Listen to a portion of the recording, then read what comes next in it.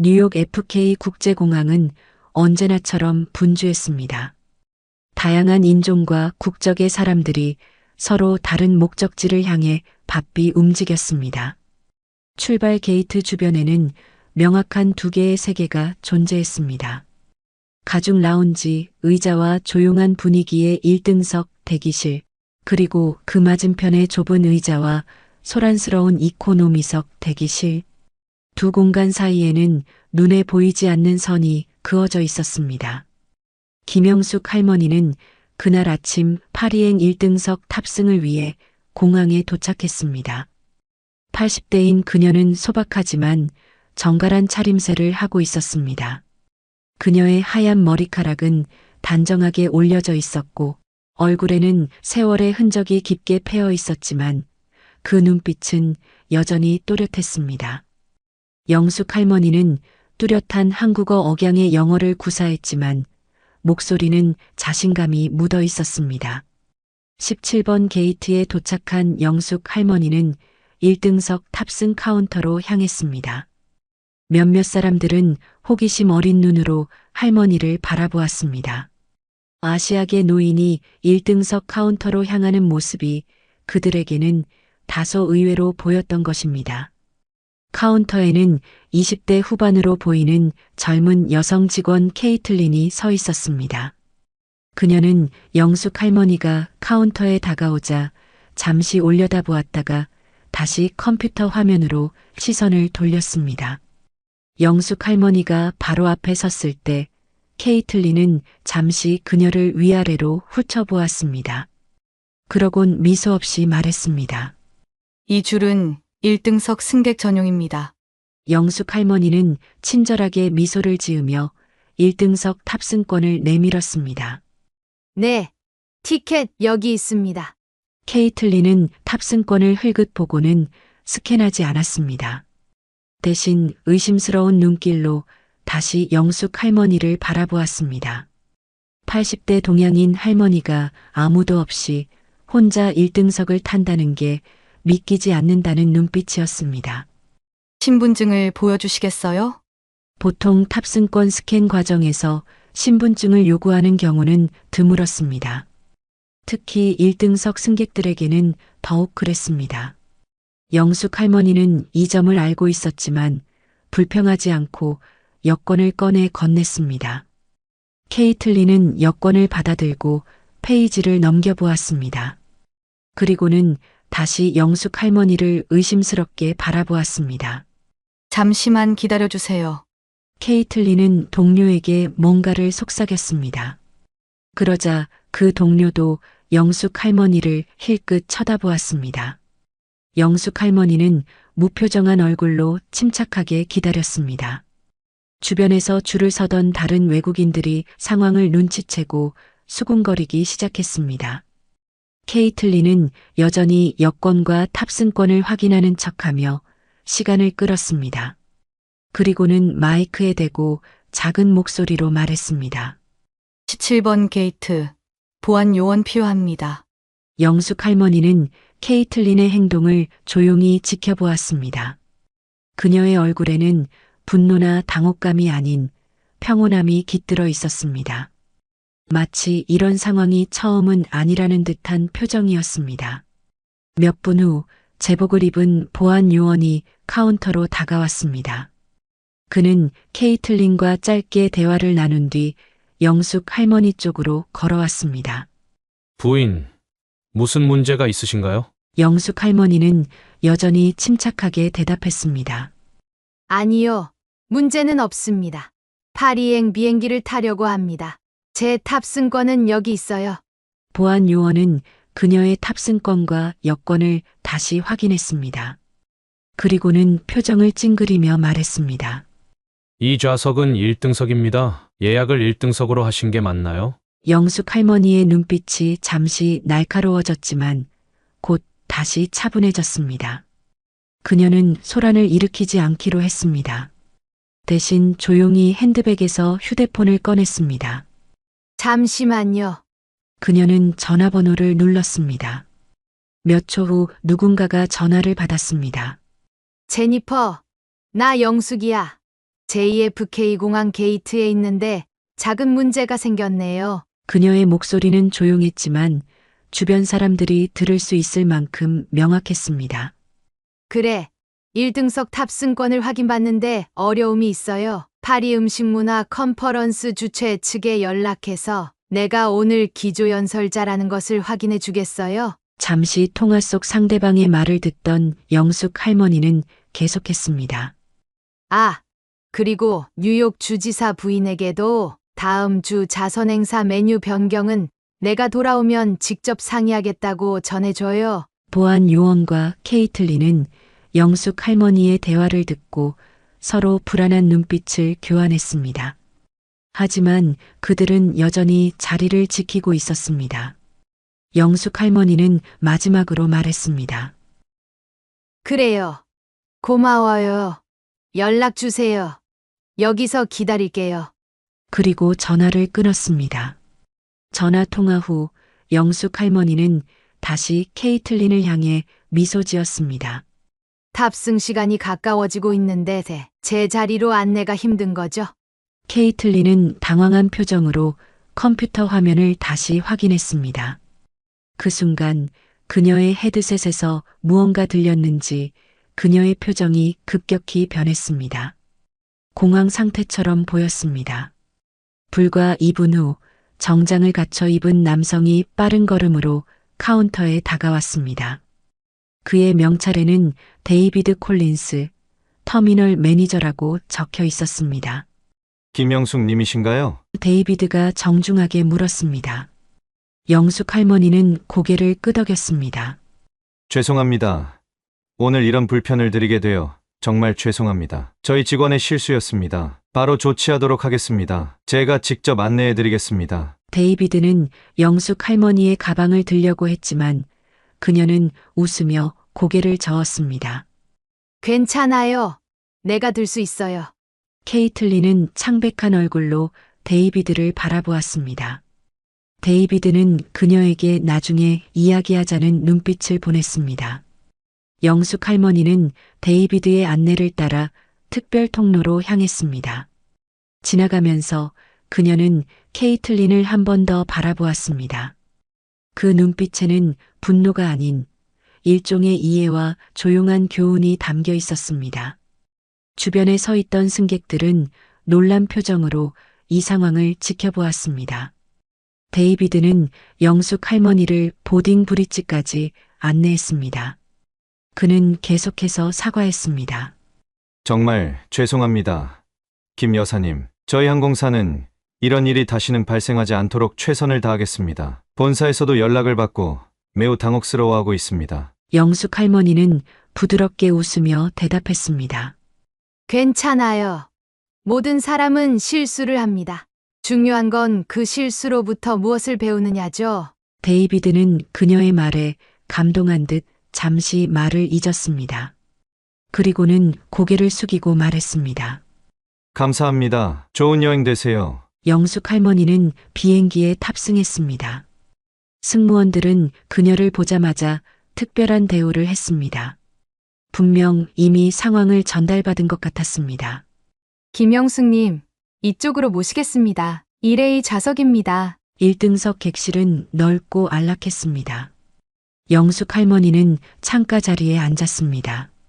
승무원이 즉시 다가와 물었습니다. 음료수 한 잔 드릴까요? 샴페인, 오렌지 주스, 물 중에 선택하실 수 있습니다. 물로 주세요. 감사합니다. 승무원이 물을 가져다 주고 떠난 후 영숙 할머니는 창밖을 바라보았습니다. 공항 활주로의 분주한 모습과 멀리 보이는 뉴욕의 스카이라인. 그녀는 깊은 숨을 내쉬었습니다. 화가 난 것은 아니었습니다. 다만 피곤했습니다. 이런 상황은 처음이 아니었기 때문입니다.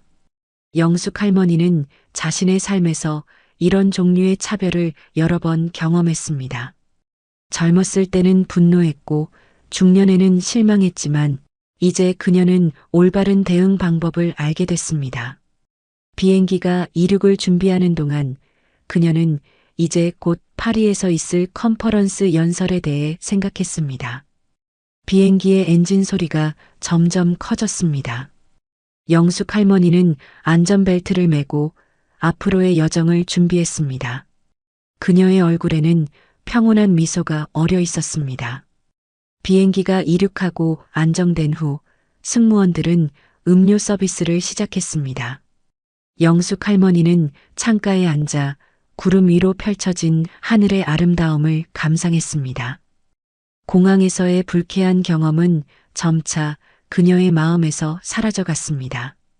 그때 누군가가 영숙 할머니의 자리에 와서 말을 걸었습니다. 50대 정도로 보이는 중년 신사였습니다. 실례합니다. 영숙 할머니는 고개를 들어 그를 바라보았습니다. 아, 네.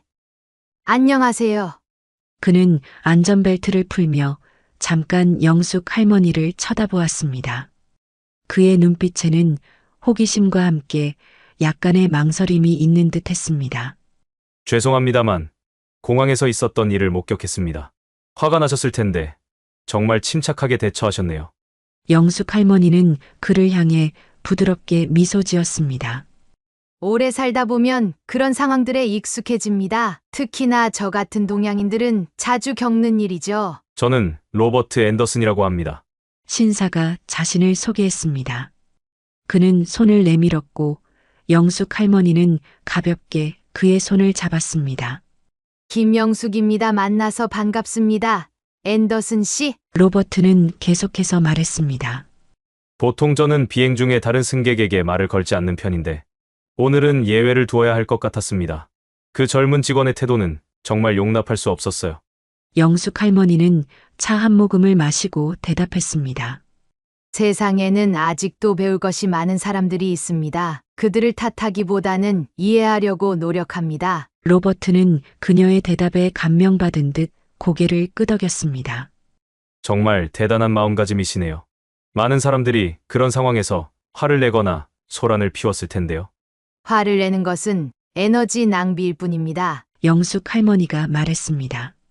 더구나 그런 행동은 상대방의 편견만 강화시키죠. 제가 만약 오늘 소리를 질렀다면 그들에게 감정적인 동양인 여성이라는 인식을 심어주게 되는 겁니다. 로버트는 잠시 생각에 잠겼습니다. 그의 눈빛에는 존경심이 깃들어 있었습니다. 파리로 가시는 이유가 있으신가요? 그가 물었습니다. 세계 음식 문화유산 보존 컨퍼런스에 기조연설을 하러 갑니다. 영숙 할머니가 대답했습니다. 고추장, 된장과 같은 한국 전통 발효 식품이 현대 요리에 어떤 영향을 미치는지에 대해 이야기할 예정이에요. 로버트의 눈이 갑자기 반짝였습니다. 요리에 관심이 많으신가 보네요. 영숙 할머니는 미소 지었습니다. 네, 평생 음식을 만들었어요. 뉴욕에서 한 식당을 운영했습니다. 혹시 로버트가 조심스럽게 물었습니다. 퀸즈 지역에서 식당을 운영하신 적이 있으신가요? 영숙 할머니는 눈을 크게 떴습니다. 그래요. 1970년대에 퀸즈에서 맘마 김이라는 작은 분식점을 시작했어요. 그는 자리에서 약간 몸을 돌려 영숙 할머니를 더 잘 볼 수 있게 자세를 바꾸었습니다. 믿기 힘들군요. 영숙 할머니는 의아한 표정을 지었습니다. 그녀는 로버트의 반응에서 무언가 특별한 것을 감지했습니다. 로버트는 깊은 숨을 들이쉬고 진지한 표정으로 대답했습니다. 제 인생을 바꾼 것이 한국 음식이었죠. 영숙 할머니는 그를 자세히 살펴보았습니다. 그의 얼굴에서 어떤 익숙함을 느꼈지만 정확히 기억해낼 수는 없었습니다. 로버트가 회상하듯 말했습니다. 제가 20대 초반이었을 때 인생에서 가장 어려운 시기를 보내고 있었어요. 대학을 중퇴하고 일자리도 없고 노숙자 신세였죠. 영숙 할머니는 천천히 고개를 끄덕였습니다. 그러던 어느 날 추운 겨울밤에 퀸즈의 작은 한식당에 들어갔어요. 돈은 거의 없었지만 너무 배가 고팠거든요. 영숙 할머니의 눈이 점점 커졌습니다.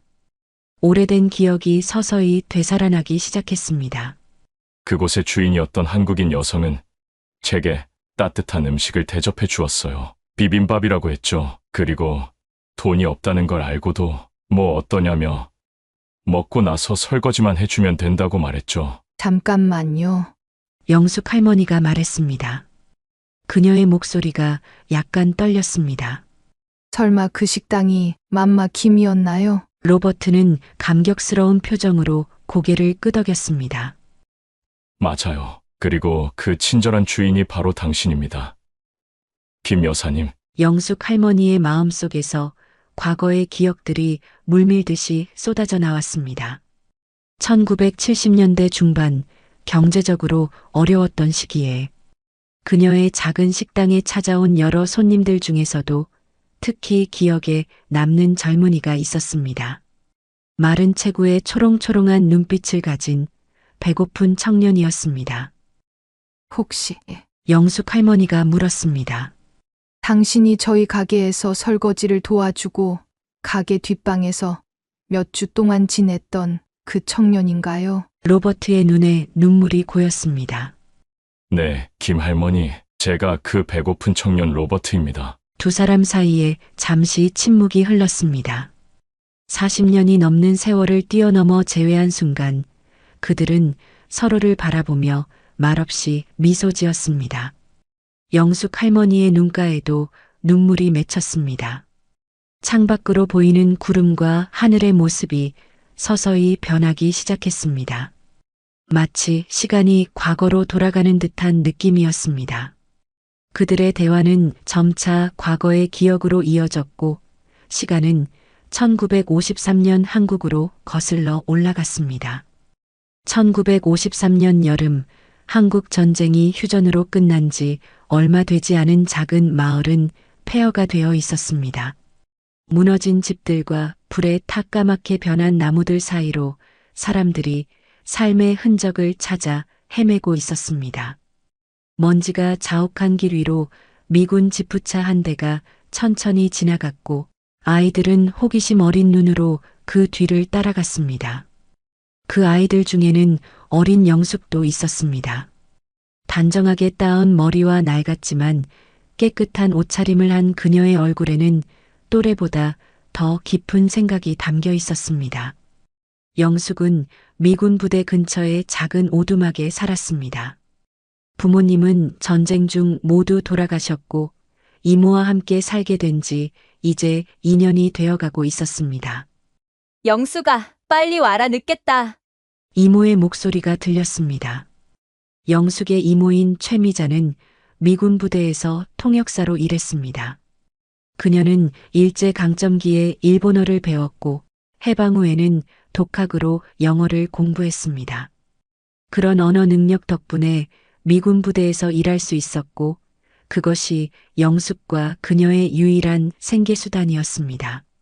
네, 이모. 영숙은 작은 보따리를 들고 이모에게 달려갔습니다. 마을의 상황은 비참했습니다. 사람들은 여전히 배급에 의존했고 식량은 항상 부족했습니다. 특히 부모를 잃은 아이들의 상황은 더욱 심각했습니다. 길거리에서 구걸하는 어린 고아들을 보는 것은 일상이 되었습니다. 영숙은 매일 이모와 함께 미군 부대로 가면서 그런 또래 아이들을 지나쳐야 했고 자신이 얼마나 운이 좋은지 생각했습니다. 미군 부대에 도착한 영숙은 이모가 일하는 사무실 밖에서 기다렸습니다.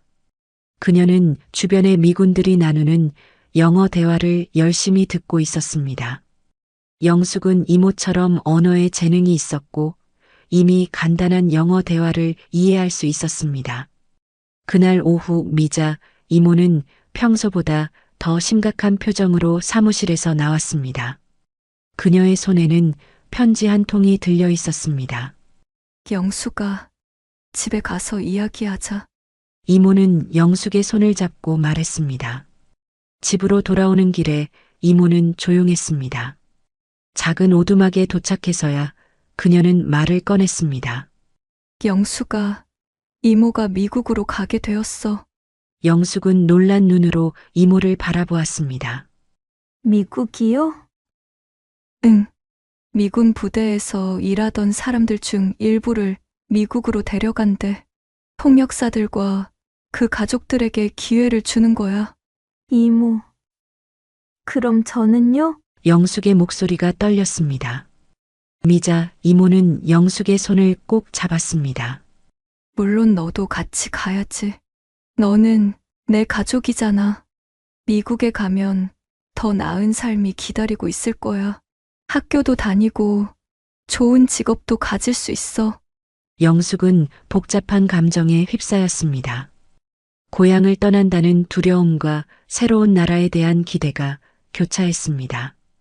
그날 밤 영숙은 잠을 이루지 못했습니다. 창밖으로 보이는 별들을 바라보며 미국이라는 나라를 상상해 보았습니다. 미군들이 보여준 사진 속의 높은 건물들, 넓은 도로들, 그리고 풍요로운 음식들. 그것이 진짜일까? 정말 자신이 그곳에서 살게 될까? 2달 후 영숙과 이모는 인천항에서 미군 수송선을 타고 미국으로 가는 긴 여정을 시작했습니다. 배에서 비행기로 갈아타기 위해 일본에 도착한 날 영숙은 생애 처음으로 비행기를 보았습니다. 저게 정말 하늘을 날아요? 영숙은 믿기지 않는다는 표정으로 물었습니다. 그럼 곧 우리도 저걸 타고 하늘을 날게 될 거야. 영숙의 심장이 빠르게 뛰었습니다. 비행기에 오르는 순간 그녀는 이상하게도 두려움보다는 설렘이 더 컸습니다. 창밖으로 보이는 구름들과 끝없는 하늘은 마치 새로운 시작을 알리는 것 같았습니다. 이모, 우리 미국 어디서 살아요? 뉴욕이라는 곳이야. 세계에서 가장 큰 도시 중 하나지. 많은 사람들이 꿈을 이루기 위해 그곳으로 간대. 영숙은 뉴욕이라는 이름을 되뇌었습니다. 1953년 가을, 영숙과 미자, 이모는 마침내 뉴욕에 도착했습니다. 공항에 내린 순간 영숙은 압도적인 풍경에 말을 잃었습니다. 높이 솟은 빌딩들은 하늘을 찌를 듯했고 수많은 자동차들이 도로를 가득 메웠습니다. 다양한 피부색의 사람들이 분주하게 오가는 모습은 한국에서는 결코 볼 수 없었던 광경이었습니다. 그들은 퀸즈라는 지역의 작은 아파트로 안내되었습니다. 그곳에는 이미 몇몇 한국인 가족들이 살고 있었습니다. 1950년대 뉴욕은 다양한 이민자 커뮤니티가 형성되기 시작한 시기였습니다. 특히 유럽과 아시아에서 온 이민자들이 자신들만의 작은 공동체를 이루며 살아가고 있었습니다. 영숙과 이모의 아파트는 매우 작았지만 한국의 오두막보다는 훨씬 편리한 시설을 갖추고 있었습니다. 전기와 수도가 정상적으로 공급되었고 작은 부엌도 있었습니다. 이모는 곧바로 미군 관련 시설에서 통역 일을 시작했고 영숙은 현지 학교에 입학했습니다. 영수가, 오늘 학교는 어땠니? 일을 마치고 돌아온 이모가 물었습니다. 너무 힘들어요. 영숙의 눈에는 눈물이 고여 있었습니다. 아무것도 이해할 수 없어요. 선생님이 뭐라고 하는지, 아이들이 왜 웃는지. 언어 장벽은 영숙에게 가장 큰 어려움이었습니다. 학교에서는 영어만 사용해야 했고 그녀의 제한된 영어 실력으로는 수업을 따라가기 어려웠습니다. 게다가 동양인 학생은 소수였기 때문에 종종 호기심 어린 시선이나 때로는 놀림의 대상이 되기도 했습니다. 하지만 영숙은 포기하지 않았습니다. 매일 밤 학교 숙제를 마친 후에도 영어 공부를 계속했습니다. 낮에는 학교에 다니고 방과 후에는 근처 중국 식당에서 설거지를 하며 작은 돈을 벌었습니다. 주말에는 이모가 한국 음식을 만들 때 옆에서 배우곤 했습니다. 영수가, 우리가 한국에서 가져온 건 별로 없지만 우리의 맛만큼은 잊지 말아야 해. 이모는 된장찌개를 끓이며 말했습니다. 영숙은 이모가 알려주는 요리법을 하나하나 기억했습니다. 고추장, 된장, 간장으로 만드는 양념의 비율부터 김치를 담그는 방법까지. 그것은 단순한 요리법이 아니라 고향의 기억이자 정체성을 지키는 방법이었습니다. 퀸즈의 작은 아파트에서 한국 음식의 향기가 피어오를 때면 영숙은 잠시나마 고향에 있는 듯한 착각에 빠졌습니다. 그리고 그 순간들이 그녀에게 힘이 되었습니다. 낯선 나라에서의 고독과 두려움을 이겨낼 수 있는 위안이 되었습니다. 시간이 흐르면서 영숙의 영혼은 점점 나아졌고 학교에서도 친구들이 생겼습니다. 특히 같은 아파트 건물에 살던 푸에르토리코 소녀 마리아와 친해졌는데 그들은 서로의 언어와 문화를 교환하며 우정을 쌓았습니다. 어느새 21살이 된 영숙은 지역 한인 교회에서 열린 행사에서 김철수라는 청년을 만났습니다. 그는 영숙보다 5살 많은 한국인 이민자로 대학에서 공학을 공부하고 있었습니다. 처음 뵙겠습니다. 철수는 공손하게 인사했습니다. 저도 처음 뵙겠습니다. 영숙은 수줍게 대답했습니다. 그들은 곧 서로에게 호감을 느꼈고 교회 활동을 통해 자주 만나게 되었습니다. 철수는 영숙의 강인함과 부드러움에 매료되었고 영숙은 철수의 성실함과 따뜻한 마음씨를 좋아했습니다. 6개월 후 그들은 결혼했습니다. 작은 교회에서 열린 결혼식은 소박했지만 행복했습니다. 이모와 교회 지인들이 참석해 그들의 새 출발을 축하해 주었습니다. 영숙아, 행복하게 살아야 해. 이모는 눈물을 머금으며 영숙을 안아주었습니다. 이모 덕분에 제가 여기까지 올 수 있었어요. 정말 감사해요. 철수와 영숙은 퀸즈의 작은 아파트에서 새 삶을 시작했습니다. 철수는 대학을 졸업하고 엔지니어로 일하기 시작했고 영숙은 근처 의류 공장에서 일했습니다. 그들의 삶은 빠듯했지만 희망으로 가득 찼습니다. 3년 뒤 그들에게 아들이 태어났습니다. 이름은 민재로 지었습니다. 우리 아들은 미국에서 태어났지만 한국의 뿌리도 잊지 않게 할 거야. 철수는 갓난아기를 품에 안으며 말했습니다. 영숙은 동의했습니다. 아들의 탄생은 그들에게 더 없는 기쁨이었습니다. 영숙은 의류 공장 일을 그만두고 집에서 아이를 돌보기 시작했습니다. 철수의 수입만으로는 빠듯했지만 그들은 행복했습니다. 그러나 그 행복은 오래가지 않았습니다. 철수가 갑작스러운 병으로 쓰러졌습니다. 의사들은 급성 백혈병이라고 진단했습니다. 치료를 시작했지만 병은 빠르게 진행되었습니다. 영숙아, 미안해. 당신과 민재를 두고 혼자 가게 되어서. 병원 침대에 누운 철수가 말했습니다. 아니에요. 당신은 나아질 거예요. 우리가 함께 민재를 키울 거예요. 영숙은 눈물을 참으며 대답했습니다. 하지만 철수의 상태는 나아지지 않았습니다. 3달 후 그는 27살의 나이로 세상을 떠났습니다. 영숙은 24살의 젊은 나이에 미국에서 홀로 2살배기 아들을 키우게 되었습니다. 철수의 장례식 후 영숙은 깊은 슬픔에 빠졌습니다. 밤마다 우는 아들을 안고 그녀 역시 조용히 눈물을 흘렸습니다. 하지만 그녀는 오래 슬퍼할 시간이 없었습니다. 생계를 위해 다시 일을 시작해야 했기 때문입니다. 민재야, 엄마가 널 위해 강해질게. 영숙은 잠든 아들을 바라보며 다짐했습니다. 영숙은 다시 의류 공장에서 일하기 시작했습니다. 이모가 낮에 민재를 봐주었고 밤에는 영숙이 직접 돌봤습니다. 주말에는 한인 슈퍼마켓에서 추가로 일했습니다. 그렇게 5년이 흘렀습니다. 30살이 된 영숙은 중요한 결정을 내렸습니다.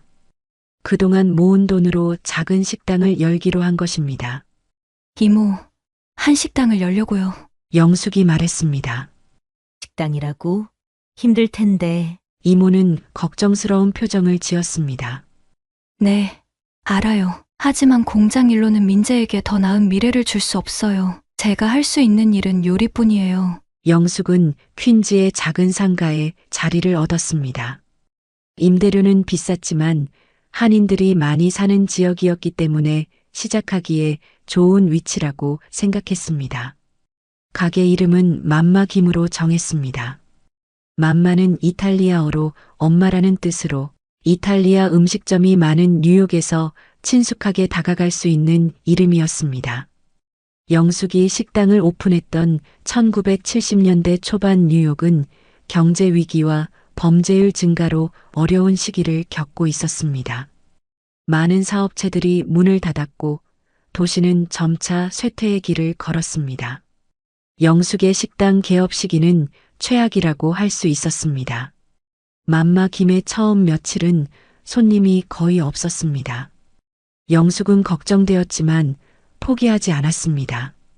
그녀는 식당 밖에 작은 테이블을 놓고 지나가는 사람들에게 무료 시식을 제공했습니다.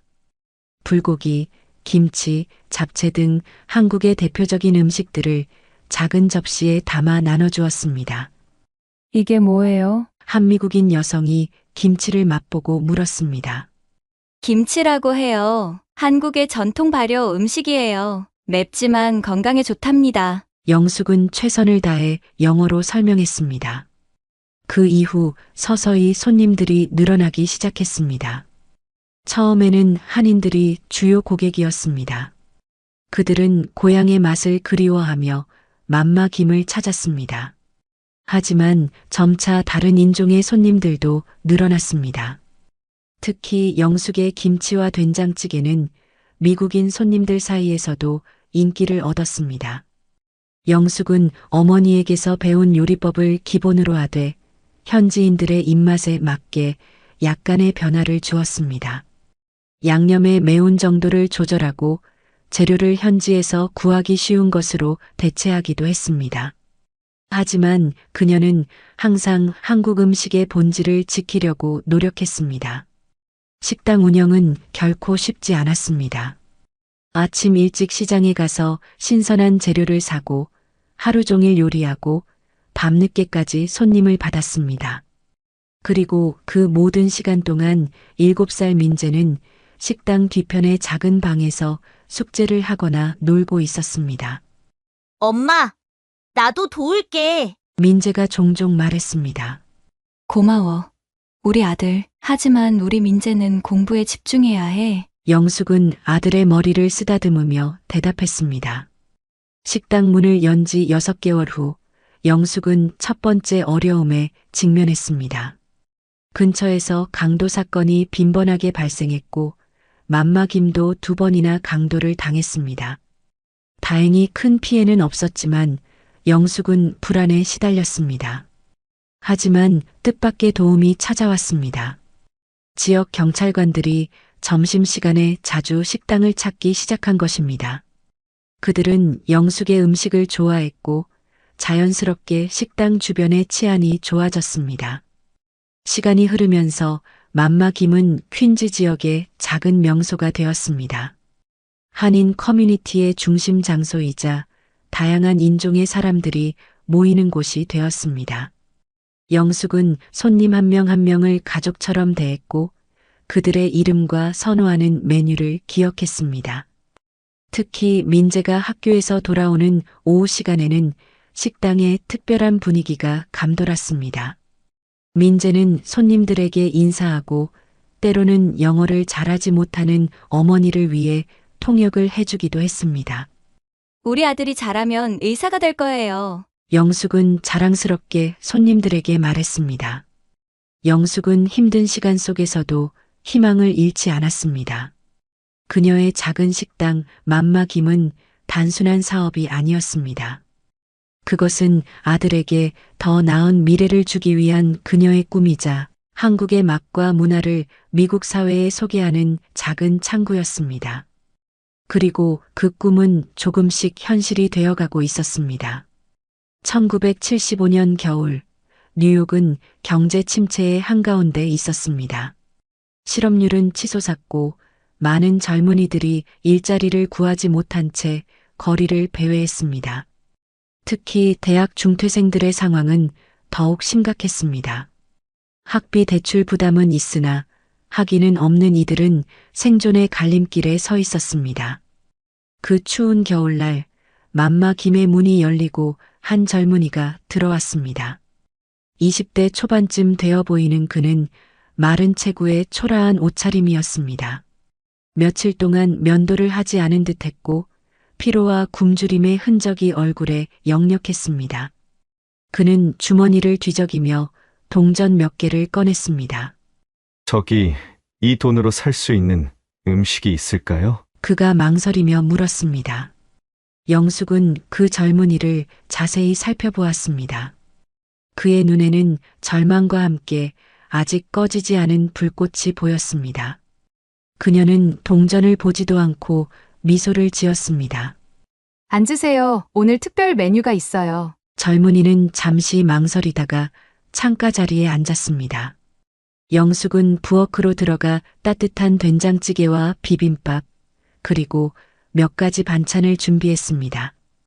그리고 모든 것을 예쁘게 차려서 젊은이의 테이블로 가져갔습니다. 여기 있어요. 천천히 드세요. 젊은이의 눈이 커졌습니다. 그는 자신의 동전들을 다시 내밀었습니다. 이걸로 충분하지 않을 것 같은데요. 영숙은 손을 내저으며 미소 지었습니다. 돈은 괜찮아요. 대신 먹고 나서 설거지만 해주세요. 그건 괜찮죠? 그리고 부족하면 언제든지 말씀하시고요. 젊은이는 얼떨떨한 표정으로 영숙을 바라봤습니다. 그러자 영숙은 다시 한번 웃으며 말했습니다. 저는 한국 사람이에요. 그리고 이건 정이라는 거예요. 어려운 이웃을 돕는 한국인들의 마음이죠. 그러니까 안심하고 드셔도 돼요. 그 얘기를 들은 젊은이는 그제서야 감사의 표정을 지으며 음식에 집중했습니다. 그는 한 번도 한국 음식을 먹어본 적이 없었습니다. 첫 숟가락을 입에 넣는 순간 그의 표정이 놀라움으로 바뀌었습니다. 이게 뭐죠? 정말 맛있어요. 그가 감탄했습니다. 된장찌개라고 해요. 한국의 전통 음식이에요. 영숙이 대답했습니다. 젊은이는 음식을 맛있게 먹으며 가끔 감사의 눈빛을 보냈습니다. 영숙은 그가 먹는 모습을 보며 만족스러운 미소를 지었습니다. 식사를 마친 후 젊은이는 약속대로 설거지를 도왔습니다. 이름이 뭐예요? 영숙이 물었습니다. 로버트 앤더슨입니다. 그가 대답했습니다. 저는 김영숙이에요. 영어로는 영숙킴이라고 하면 돼요. 로버트는 미소 지으며 고개를 끄덕였습니다. 정말 감사합니다. 오늘 하루 중 가장 행복한 순간이었어요. 내일도 와요. 설거지만 도와주면 식사를 무료로 드릴게요. 영숙이 제안했습니다. 그렇게 로버트는 매일 맘마김을 찾아왔습니다.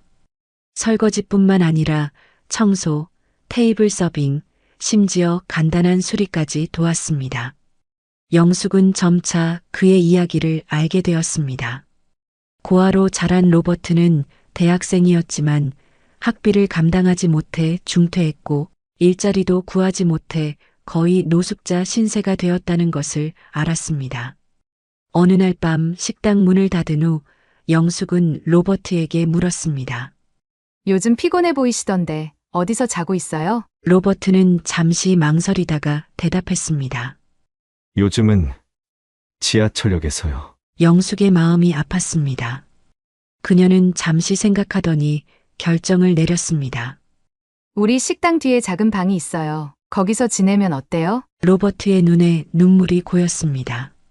정말 괜찮을까요? 물론이죠. 이게 정이라는 거예요. 대신 로버트도 저에게 받은 것을 다른 사람들에게 나눠주시면 돼요. 그날부터 로버트는 맘마김의 뒷방에서 지내기 시작했습니다. 영숙의 아들 민재도 로버트를 좋아했습니다. 로버트는 민재에게 영어를 가르쳐 주었고 민재는 로버트에게 한국어를 가르쳐 주었습니다. 영숙은 로버트에게 한국 요리를 가르치기 시작했고 로버트는 영숙의 영어 실력 향상을 도왔습니다. 그들은 종종 식당이 한가한 오후의 대화를 나누곤 했습니다. 영숙 씨, 저는 항공 서비스에 관심이 많아요. 어느 날 로버트가 말했습니다. 항공 서비스라고요? 영숙이 물었습니다. 네. 비행기를 타는 승객들의 경험을 개선하는 거예요. 음식, 좌석, 서비스 모든 면에서요. 로버트는 열정적으로 자신의 아이디어를 설명했습니다. 더 편안한 좌석, 더 맛있는 기내식, 승객들을 위한 맞춤형 서비스 등 그의 눈은 이야기를 하는 동안 반짝였습니다. 멋진 아이디어네요. 영숙이 말했습니다. 그런데 왜 그 일을 시작하지 않아요? 돈이 없어서요. 투자자를 찾아야 하는데 누가 대학 중퇴생의 아이디어에 투자하겠어요? 로버트가 씁쓸하게 대답했습니다. 영숙은 잠시 생각에 잠겼습니다. 그리고 며칠 후 그녀는 특별한 손님을 식당에 초대했습니다. 해리 오닐, 그녀의 첫 번째 단골 고객 중 한 명이었고 현재는 성공한 은행가였습니다. 해리, 이쪽은 로버트 앤더슨이에요. 제가 말했던 젊은이죠. 영숙이 소개했습니다. 해리는 로버트와 악수했습니다. 영숙이 자네에 대해 많이 말해줬네. 자네의 아이디어가 궁금하군. 그렇게 세 사람은 저녁 식사를 함께 했고 로버트는 자신의 항공 서비스 개선 아이디어를 열정적으로 설명했습니다. 해리는 경청하며 때때로 날카로운 질문을 던졌지만 로버트는 자신감 있게 답변했습니다. 식사가 끝난 후 해리는 로버트에게 명함을 건넸습니다. 다음 주에 내 사무실로 오게. 비즈니스 계획을 더 자세히 논의해보세. 로버트는 믿을 수 없다는 표정으로 영숙을 바라보았습니다. 영숙은 미소로 화답했습니다. 그로부터 몇 주 후 해리는 로버트의 항공 서비스 컨설팅 아이디어에 $5,000를 투자하기로 결정했습니다. 그것은 작은 금액이었지만 로버트에게는 인생을 바꿀 기회였습니다. 영숙 씨, 어떻게 감사를 표현해야 할지 모르겠어요. 로버트가 감격에 찬 목소리로 말했습니다. 감사할 필요 없어요. 당신의 잠재력을 봤을 뿐이에요. 영숙이 대답했습니다. 그리고 기억해요, 로버트. 한국인의 정. 꼭 다른 사람들에게도 정을 나눠주세요. 로버트는 영숙의 말을 깊이 새겼습니다. 그것은 단순한 조언이 아니라 그의 비즈니스 철학이 되었습니다. 로버트의 사업은 천천히 성장했습니다. 그는 작은 항공 서비스 컨설팅 회사를 설립했고 몇몇 지역 항공사들과 계약을 맺었습니다. 그는 여전히 맘마김을 자주 찾았고 영숙에게 사업 진행 상황을 보고했습니다. 2년 후 로버트의 회사는 안정적인 성장을 이루었고 그는 마침내 자신의 아파트를 얻을 수 있었습니다. 그는 감사의 마음을 담아 영숙에게 봉투를 건넸습니다. 영숙 씨, 이건 제가 빚진 돈과 이자예요. 영숙은 봉투를 열어보지 않고 로버트에게 돌려주었습니다. 빚진 것 없어요, 로버트. 하지만 영숙 씨, 저는 정말 감사를 표현하고 싶어요. 영숙은 미소 지으며 말했습니다. 그럼 약속해요. 그 돈으로 다른 사람을 도와주세요. 누군가 당신의 도움이 필요할 때 기억해요. 로버트는 고개를 끄덕였습니다. 약속할게요. 절대 잊지 않을게요. 그것이 로버트와 영숙의 마지막 깊은 대화였습니다. 로버트의 사업은 계속 성장했고 그는 점점 더 바빠졌습니다. 그는 가끔 맘마김을 찾았지만 예전처럼 오랜 시간 머물지는 못했습니다. 결국 그의 회사는 다른 도시로 확장되었고 로버트는 뉴욕을 떠나게 되었습니다. 영숙은 로버트의 소식을 가끔 들었습니다. 그의 회사가 큰 항공사와 계약을 맺었다는 소식, 국제적으로 확장하고 있다는 소식. 그녀는 항상 그의 성공을 진심으로 기뻐했습니다. 1980년대에 들어서면서 미국 사회에서 아시안 푸드에 대한 인식이 변화하기 시작했습니다. 중국 음식은 이미 널리 알려져 있었지만 일본, 태국, 한국 등 다른 아시아 국가의 음식도 주목받기 시작했습니다. 사람들은 더 건강하고 다양한 음식을 찾았고 한식의 발효 음식과 다양한 채소 요리는 새로운 식문화 트렌드와 맞아떨어졌습니다. 이런 변화 속에서 영숙의 아들 민재는 요리학교를 졸업하고 맘마김에 합류했습니다. 그는 20대 초반의 열정적인 청년으로 한국 전통 요리법을 배우면서도 현대적인 감각을 접목시키고자 했습니다. 엄마, 우리 식당을 리브랜딩하면 어때요? 어느 날 민재가 제안했습니다. 리브랜딩이라고? 영숙이 물었습니다. 네. 맘마 김은 좋은 이름이지만 이제 우리는 단순한 분식점이 아니잖아요. 영숙 하우스로 바꾸고 인테리어도 현대적으로 바꾸면 어떨까요? 영숙은 잠시 생각했습니다. 그녀의 작은 식당은 이제 퀸즈 지역에서 꽤 알려진 곳이 되었습니다. 하지만 더 큰 성장을 위해서는 변화가 필요하다는 것을 그녀도 알고 있었습니다. 1985년 맘마 김은 영숙 하우스로 새롭게 태어났습니다. 인테리어는 모던한 한국 스타일로 바뀌었고 메뉴도 확장되었습니다. 전통 한식을 기본으로 하되 미국인들의 입맛에 맞게 약간의 변형을 준 요리들이 추가되었습니다. 특히 영숙의 특제 양념으로 맛을 낸 불고기와 갈비는 미국인 손님들에게 큰 인기를 끌었습니다. 성공적인 리브랜딩 후 영숙과 민재는 더 큰 도전을 결심했습니다. 바로 맨해튼 진출이었습니다. 1988년 영숙 하우스는 맨해튼 미드타운에 두 번째 지점을 열었습니다. 개업 첫날부터 사람들이 줄을 서서 기다렸고 뉴욕의 유명 음식 평론가들도 찾아왔습니다. 이것은 단순한 한식당이 아니다. 이것은 문화적 경험이다. 한 평론가가 칭찬했습니다. 맨해튼 지점의 성공으로 자신감을 얻은 영숙과 민재는 다른 도시로의 확장을 계획했습니다. 1990년대 초반부터 보스턴, LA, 시카고 등 주요 도시에 영숙 하우스 지점을 열었습니다. 각 지점에는 현지 셰프가 있었지만 모든 요리의 기본 레시피와 양념은 영숙이 직접 관리했습니다. 2000년대에 들어서면서 한국 대중문화가 세계적으로 주목받기 시작했습니다. K-드라마, K-팝에 이어 K-푸드도 세계인의 관심을 끌었습니다. 김치, 비빔밥, 불고기 등의 한식이 건강식으로 재평가되었고 발효식품의 건강 효능이 과학적으로 증명되기 시작했습니다. 이런 추세 속에서 영숙 하우스는 더욱 주목받았습니다.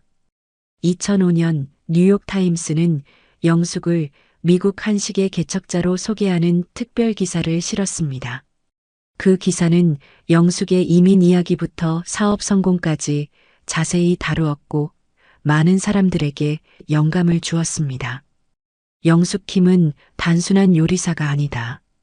그녀는 문화의 가교이자 미국 음식 문화의 다양성을 풍요롭게 한 선구자다. 기사는 이렇게 평가했습니다. 2010년 영숙은 70세가 되었지만 여전히 현역으로 활동했습니다. 그녀는 한 지점씩 돌아다니며 품질을 확인하고 요리사들을 교육했습니다.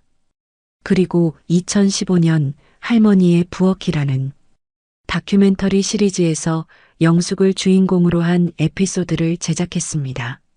다큐멘터리는 영숙의 일상을 따라가며 그녀의 요리 철학과 인생 이야기를 담았습니다. 이 다큐멘터리는 전 세계적으로 큰 반향을 일으켰고 영숙은 국제적인 명성을 얻게 되었습니다. 저는 그저 사람들에게 맛있는 음식을 대접하고 싶었을 뿐이에요. 다큐멘터리에서 영숙은 겸손하게 말했습니다. 음식은 사랑이고 소통이에요. 한국의 맛을 통해 사람들이 서로를 이해하게 되기를 바랐어요. 그 다큐멘터리 이후 영숙은 세계 각국의 요리 행사와 컨퍼런스에 초청받기 시작했습니다. 그 중에서도 파리에서 열리는 세계 음식문화유산 보존 컨퍼런스의 기조연설 초청은 그녀에게 특별한 의미가 있었습니다. 그것은 단순한 요리사로서가 아니라 문화 전파자로서 그녀의 공헌을 인정받은 것이었습니다.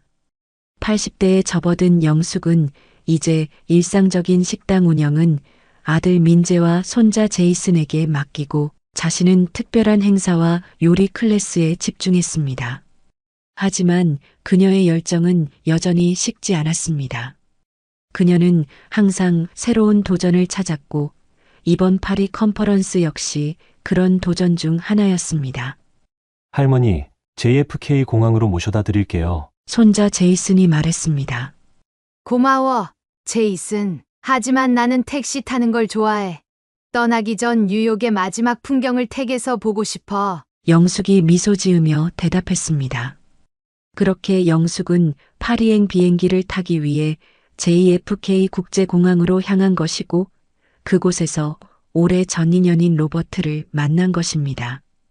영숙 할머니는 멋지게 자란 로버트를 바라보며 궁금한 게 생겼습니다. 지금은 어떤 일을 하고 있나요? 로버트는 잠시 망설이더니 정중하게 대답했습니다. 저는 현재 미국 항공사 연합의 CEO로 일하고 있습니다. 영숙 할머니의 입이 놀라움으로 살짝 벌어졌습니다. CEO라고요? 네. 로버트가 겸손하게 대답했습니다. 정말 놀랍군요. 영숙 할머니가 감탄했습니다.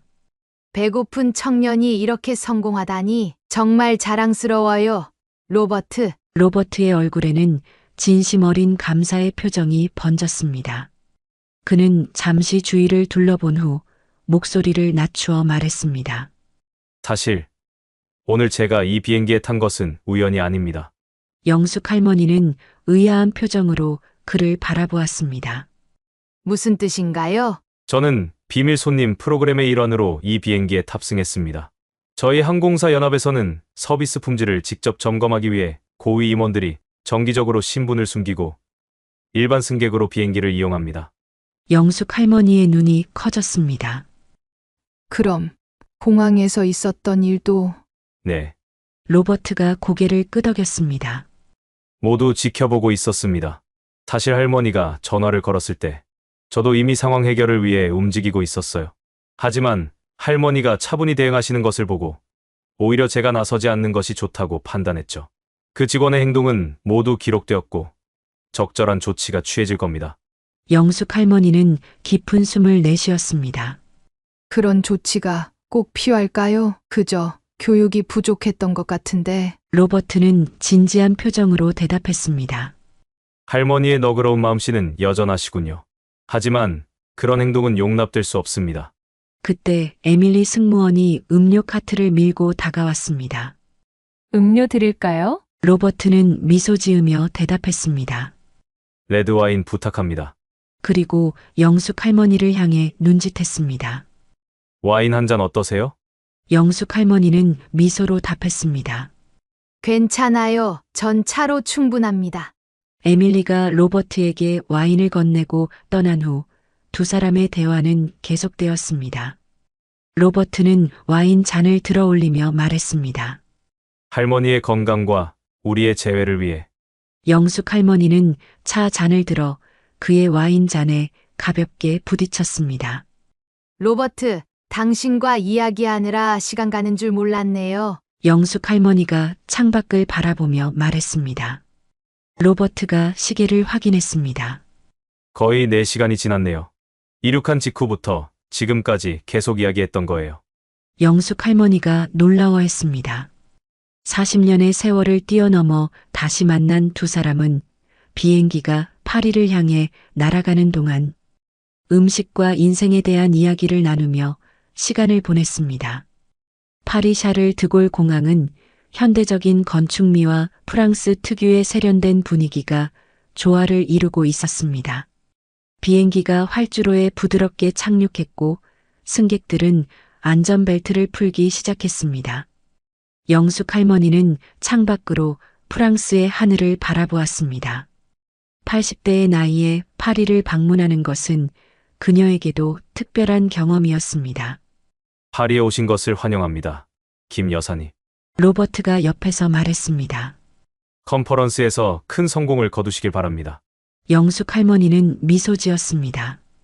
비행기에서 내리자 게이트 앞에는 세계 음식문화유산 보존 컨퍼런스 관계자들이 영숙 할머니를 기다리고 있었습니다.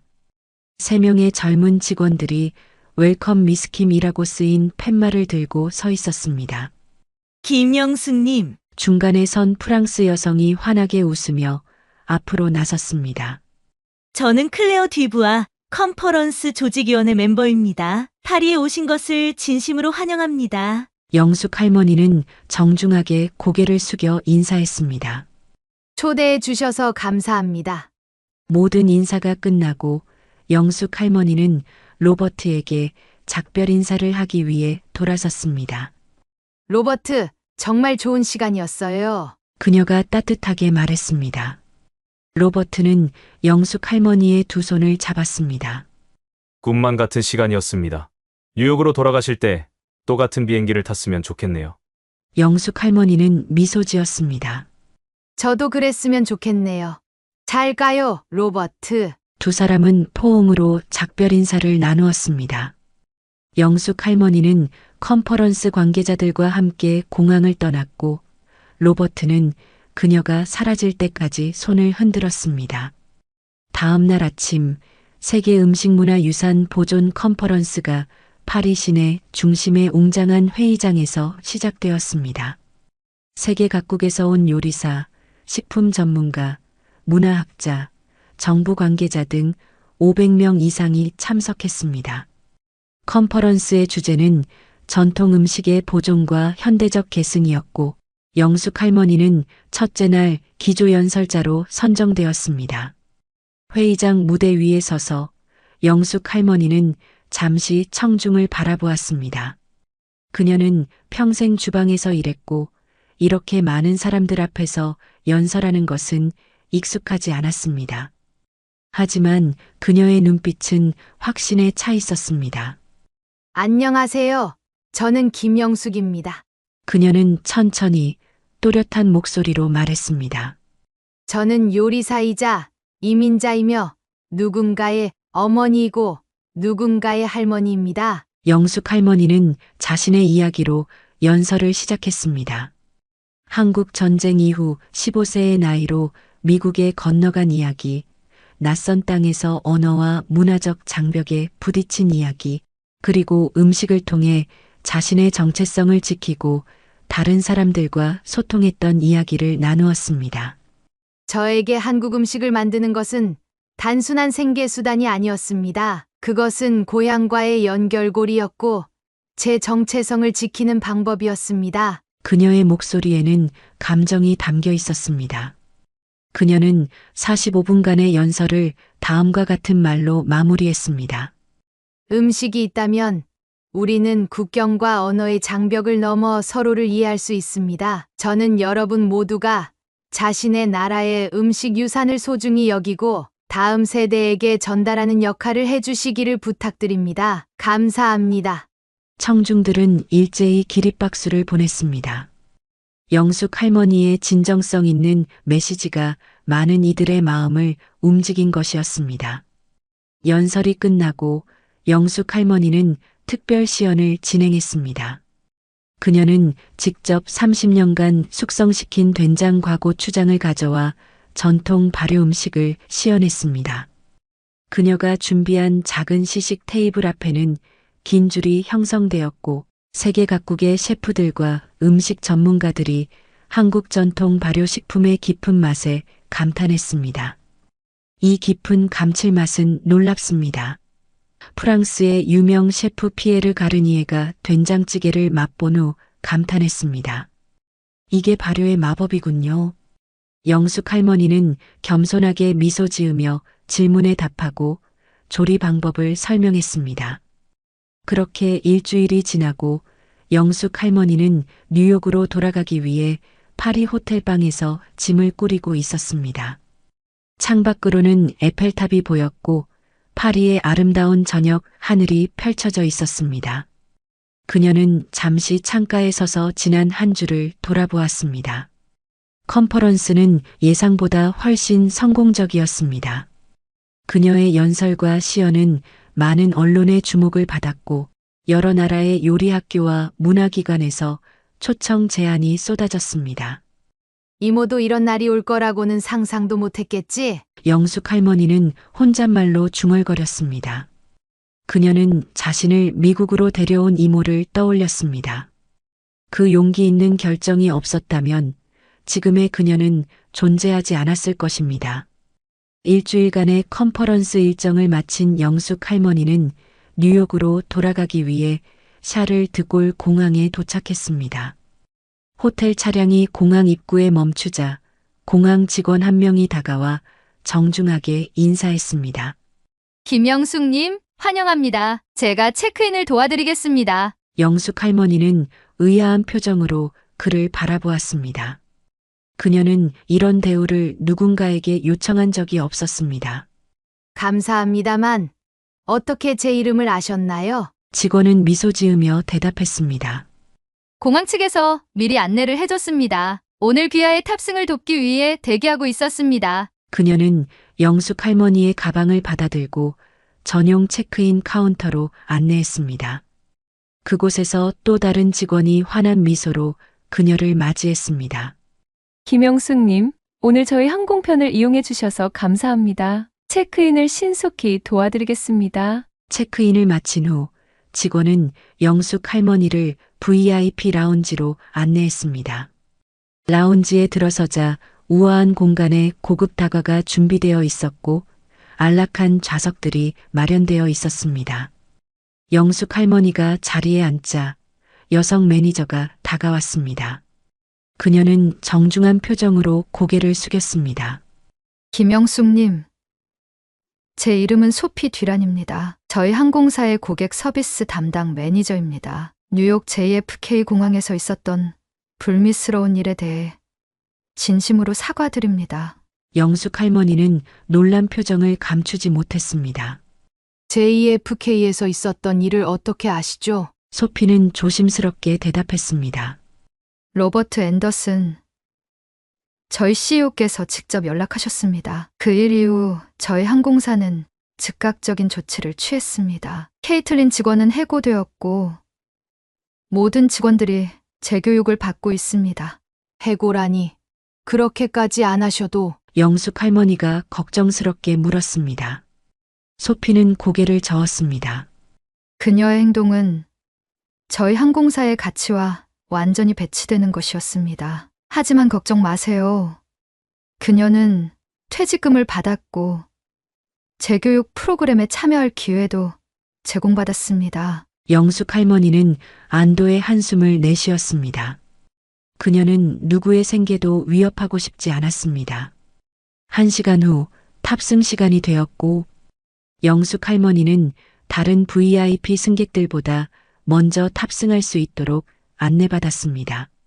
그녀가 1등석 객실에 들어서자 승무원들이 정중하게 인사했습니다. 영숙 할머니는 자리에 앉았고 몇 분 후 로버트가 나타났습니다. 그의 얼굴에는 환한 미소가 가득했습니다. 할머니, 잘 지내셨어요? 로버트가 웃으며 인사했습니다. 로버트, 또 같은 비행기네요. 영숙 할머니가 반가워했습니다. 로버트는 미소를 지으며 고개를 끄덕였습니다. 네.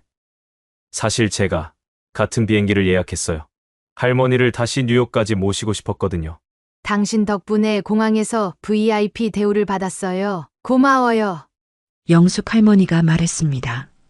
로버트는 잠시 진지한 표정을 지었습니다. JFK에서 있었던 일은 결코 되풀이되어서는 안 되는 일이었어요. 저희 항공사의 책임이고 이런 일이 다시는 발생하지 않도록 조치했습니다. 비행기가 이륙하고 안정된 후 로버트는 영숙 할머니에게 가까이 몸을 기울였습니다. 할머니, 사실 오늘 할머니께 제안드리고 싶은 것이 있습니다. 무슨 제안인가요? 영숙 할머니가 궁금해했습니다. 저희 항공사에서 기내식 혁신 프로젝트를 시작하려고 합니다. 현재 기내식은 비판의 대상이 되고 있어요. 맛이 없고 건강에도 좋지 않고 환경 폐기물도 많이 발생시키죠. 영숙 할머니는 고개를 끄덕였습니다. 할머니의 한식에 대한 전문성과 건강한 발효 음식 지식으로 기내식 혁신을 이루고 싶습니다. 할머니께서 저희의 특별 고문으로 참여해 주신다면 정말 큰 영광일 것입니다. 영숙 할머니는 잠시 생각에 잠겼습니다. 늦은 나이에 또다시 새로운 도전을 시작한다는 것은 쉬운 결정이 아니었습니다. 하지만 그녀의 눈에는 이내 결심의 빛이 어렸습니다. 좋아요. 기내에서도 사람들이 집에서 먹는 것처럼 편안하고 건강한 음식을 먹을 수 있다면 좋겠네요. 로버트의 얼굴에 기쁨이 번졌습니다. 정말 감사합니다. 영숙 할머니는 미소 지었습니다. 두 사람은 그 이후 계속해서 기내식 개선 아이디어를 나누었습니다. 두 사람은 잠시 창밖의 구름을 바라보았습니다. 그들은 각자 다른 길을 걸어왔지만 이제 다시 만나 더 큰 꿈을 함께 이루게 되었습니다. 그것은 이민자 소녀였던 영숙과 노숙자 청년이었던 로버트가 맺은 인연이 만들어낸 아름다운 순환이었습니다. 비행기가 JFK 국제공항에 착륙했습니다. 창밖으로 뉴욕의 익숙한 풍경이 보였고 영숙 할머니의 마음은 평온했습니다. 일주일 전 그녀는 이 공항에서 불쾌한 차별을 경험했지만 지금은 그런 감정이 없었습니다. 파리에서의 성공적인 컨퍼런스와 로버트와의 재회가 그녀에게 새로운 에너지를 주었습니다. 드디어 도착했네요. 로버트가 기지개를 켜며 말했습니다. 뉴욕, 정말 그리운 도시죠. 영숙 할머니는 미소 지었습니다. 네. 아무리 여행을 다녀도 집이 가장 좋아요. 비행기가 게이트에 도착하고 승객들이 하나둘 일어나기 시작했습니다. 출구로 나오자 공항 직원 몇 명이 영숙 할머니를 맞이했습니다. 김영숙님, 뉴욕으로 돌아오신 것을 환영합니다. 집으로 모시겠습니다. 영숙 할머니는 로버트를 바라보았고 그는 어깨를 으쓱했습니다. 직원들은 그들을 일반적인 입국 절차를 거치지 않고 VIP 통로로 안내했습니다. 신속하게 입국 수속을 마친 후 그들은 공항 메인 터미널로 이동했습니다. 공항에서 나가는 길에 영숙 할머니는 잠시 멈춰서서 퀸즈 방향을 바라보았습니다. 저 멀리 그녀의 첫 번째 식당 맘마 김이 있었던 동네가 있었습니다. 그녀의 마음속에서 과거의 장면들이 빠르게 스쳐 지나갔습니다. 한국 전쟁 후 폐허가 된 고향을 떠나 낯선 미국 땅에 첫 발을 디뎠던 15세 소녀 영숙, 언어도 통하지 않는 학교에서 울며 공부했던 시간들, 남편과 함께 시작했던 작은 꿈, 그리고 남편의 죽음 후 홀로 아들을 키우며 식당을 운영했던 힘든 시간들.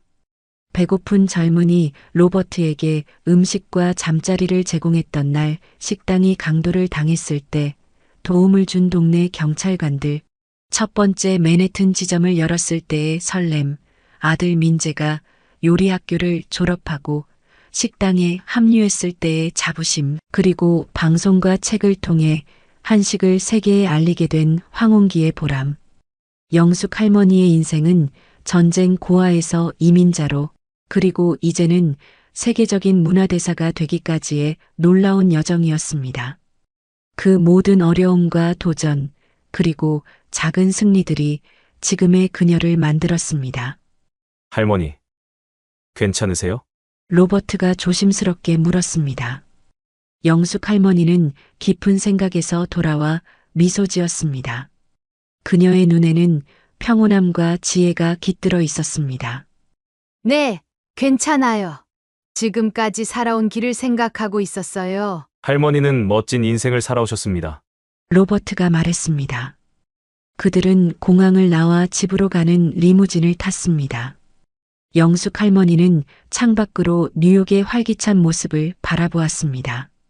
마음속으로 그녀는 이모에게, 남편에게, 그리고 그녀의 인생에 영향을 미친 모든 이들에게 감사의 마음을 전했습니다.